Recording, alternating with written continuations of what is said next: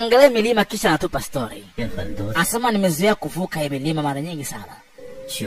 Mara nyingi kwa ajili ya kuuza chumvi au kwa ajili ya vita. Nimekuwa nikivuka mto mara kwa mara. Na kila mara napovuka mto, basi huwa naacha alama moja na ichora katika mawe. Na sijui wazazi wangu walianza lini kuvuka hapa. Kwa hiyo yeye amekuta baadhi ya mistari pia isaye kwa tayari. Kwa hiyo kuna watu wengi ambao wamevuka na maisha yao yamefia katika mto hapa. Mto umekuwa chanzo kikubwa sana kwa wao kuweza kuvuka kwa ajili ya swala zima la chumvi au kwa ajili ya vita. Ndipo walikuwa wakipigana sana. Kwa katika njia hii, maisha ya watu wengi sana wameweza kufa wakijaribu kuvuka mto mara kwa mara kwenda kutafuta maisha mazuri. Hebu tuanzie hapa. Hapa leo kuna ibada moja inafanyika. Kumbuka ni kipindi cha enzi za mawe, zamani kabisa. Leo kuna watu wanafanya ibada hapa wakimuomba Mungu wao awasaidie waweze kuvuka mto kwenda salama.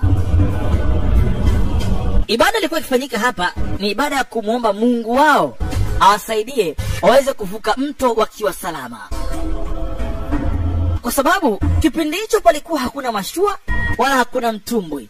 Ni watu ambao wanaishi katika teknolojia ya zamani sana.